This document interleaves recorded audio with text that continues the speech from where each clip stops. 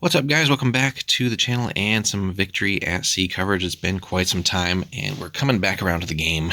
And we did have some comments recently on some questions on how submarines actually work in the game. So we have, I think, released a video previously on it, but specifically as far as the deployment goes, I think that was kind of the gist of more of the comments recently. So the subs definitely use a much more complicated setup and just use in general than pretty much all the other ships in the game, as they, again, have really a pretty in-depth separate section here of the rules. So now if you're obviously not playing with subs, then none of this really is of concern. But deployment. So let's read that real quick one more time, and then we'll take a look at the map and kind of explain how this works. So when submarines are used, the table is divided into sectors, which we'll see below, and it is quite a bit. So they are 12 by 12 square, so basically 1 foot sections on the table. So in a typical 6x4, you're going to have 24 sectors, which it can be a lot to manage, right? These are then given numbers or letter codes as you desire, but we'll take a look at the example below. And then subs are deployed normally, as in on the surface, but really that you're not getting much of an advantage by doing it that way. But you'll find it advantageous to basically either have them running at periscope depth or submerged. So instead, as they suggest here, secretly mark down which sector your sub is in. That way the opponent has no clue where they might be. And you may place any number of subs in one sector, but some scenarios might limit which sectors they can go in. In other words, like if they're closer to the opponent's deployment areas and things like that. So there's always 3 depths as well. Surfaced obviously is on the surface, so you're able to be targeted just like any other surface ship. You will, of course, move faster if you are running on the surface, but again, you're open to be targeted by anything. If you do have any light AA guns, things like that, AA, you can use those obviously when you're surfaced, not underwater. Submerged is what they call periscope depth. So here you're going to be a little bit slower, but again, a little bit more defensive as well. But you can still make torpedo attacks, which is probably the ideal depth in a lot of the situations. And then if you're running deep, which is how they're suggesting you deploy, which is where the sectors really come in, again, you're really far beneath the waves. You definitely cannot make any attacks, but really only a few types of ships can actually even try to detect you. So let you get to where you would ideally be able to make the most effective and dangerous attacks against an opponent, and where they would hopefully least likely suspect as well. Sub that has not been placed on the table but is noted as being within a sector is automatically running deep. Okay, so that's all we're going to focus on really for this video here, but let's take a look at the sectors. We're not going to get into other movements and things like that so much, or even shooting with the subs again, but really just focusing on the sectors. So typical game, again, 6x4 mat.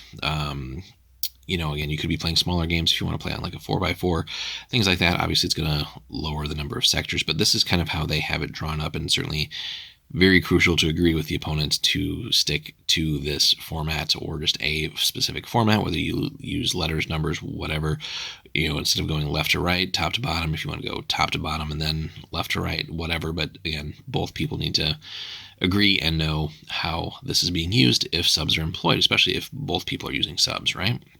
Keeps everybody honest. So really the best thing would be, if you're going to be using subs, just, if you have like a scrap piece of paper or something, draw out the sectors for yourself. Maybe the opponent should do the same. And then, you'll put where you've put your sub if you're, again, running deep. So, there's a lot there. Again, some scenarios might specify which sectors you can or can't go into, but that is basically how you would do it. So, but this lets you get to, just really any spot, more or less on the board, and then again, ideally pop up at unexpected locations or angles and shock the opponent that way. All right, one last thing that needs to be talked about with the movement as it regards moving from sector to sector. So if you're on the table, obviously you move just like every other ship in the game.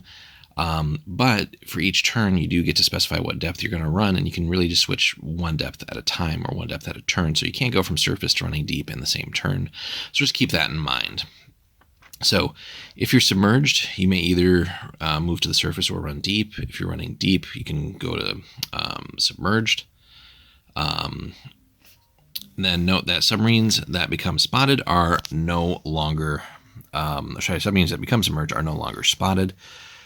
And again, on the stat cards, you'll have different scores. So one is for surface, one is for running below the waves. And then here, the crucial thing as far as it relates back to the sectors, if you have not had a model placed on the table, you may not move from that given sector. However, you may choose to voluntarily place them anywhere in that sector at the end of the movement phase, and they'll still be running deep. So that's just something you'll have to keep track of on whatever way you're recording that. But it just lets you be in essentially whatever sector or whatever part of that given sector that you need to be for that turn. So really it gives you quite a bit of extra movement than you normally would have, because again, really you could go from, let's say, this corner of sector 11 to that corner of sector 11 while you're running deep, and that's giving you basically like more than a foot of movement that way. So now again, you unfortunately can't move from sector to sector. I think that is a little bit unfortunate, but it is still nonetheless a spot where, if you go, let's say you're running deep, you go to submerged, get to another sector, go back down, and then you're in that next sector. So it is a way, over a course of a couple turns, that you can definitely get some sneaky and rather speedy movement, just depending on how things shake out for your various subs. And generally, if you're going to be running more than one, you can cover quite a bit of the board and threaten different sectors. So really,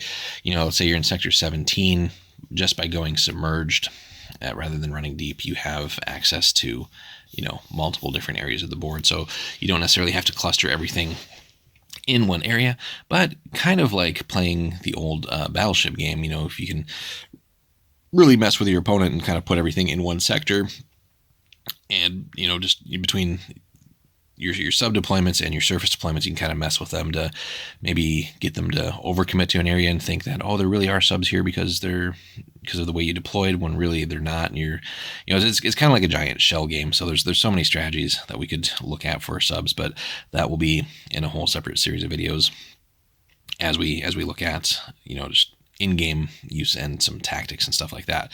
But again, hopefully this just clarifies again some of the deployment questions and issues and just uses of the submarines. Let us know in the comments, guys, your successes or failures that you've had with subs, and just any other questions relating to their use in Victory at Sea. So hope you guys enjoyed. We'll see you soon with some more Victory at Seas content. Take care.